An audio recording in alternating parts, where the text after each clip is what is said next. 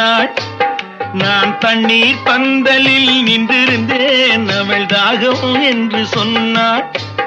நான் தன்னன் தனியாய் நின்றிருந்தேன், அவள் மோகம் என்று சொன்னாள்.